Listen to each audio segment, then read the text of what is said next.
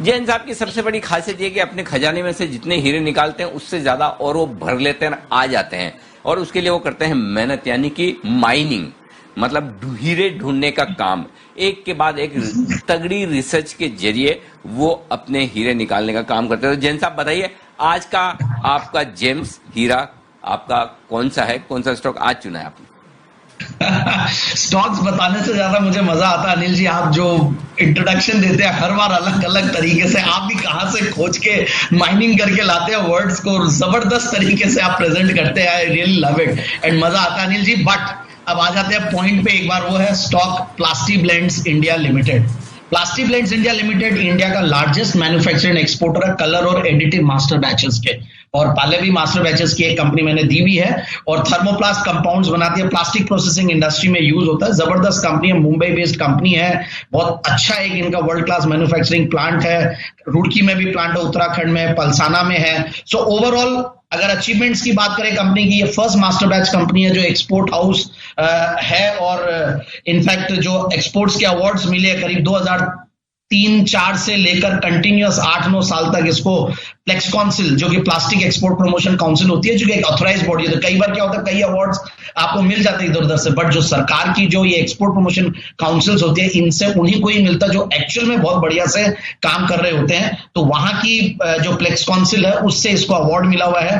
Fastest growing company है, commodity polymers में भी इसका भी अवार्ड इसको मिला हुआ है। अब दूसरी बात अगर आते हैं हम फंडामेंटल्स पे, तो ये मैं क्रेडेंशियल्स की बात कर रहा था, ये स्टॉक मैंने पहले भी रेकमेंड किया हुआ है, काफी साल पहले की बात है, फिर वापस से अभी अगर आप बात करें तो 14-15 के पी मल्टीपल पे स्टॉक मुझे सस्ता लगता है। डिविडेंड यील्ड करीब 2% के लगभग का है, और अगर आप डीआईआईज और एफआईआईज को देखें तो उनकी भी होल्डिंग है कंपनी में। डीआईआईज ने करीब 2.16 थोड़ा बहुत स्टेक बढ़ाया ही है, और एफआईआईज का 1.14 कंसिस्टेंटली कई सालों से चल रहा है। और अब दूसरी बात यह है, रिटर्न ऑन कैपिटल एम्प्लॉयड भी 16-17 के लगभग का है, और पिछले अगर 3 साल में देखें तो कंपनी में जो स्टॉक प्राइसेस है, क्योंकि मिड कैप स्मॉल कैप बहुत चल नहीं रहे थे, और 2017-18 में बहुत बड़े रनअप देने के बाद स्टॉक्स नीचे आए थे, तो ये वैसे नेगेटिव रिटर्न्स दिया हुआ है, और 5 साल में सिर्फ 1.5-2% करीब चला। तो मुझे लगता है कि डाउनसाइड रिस्क बहुत कम है, यहां से बिल्कुल स्टॉक को लेना चाहिए। और सबसे बढ़िया बात है, मार्च के क्वार्टर से ज्यादा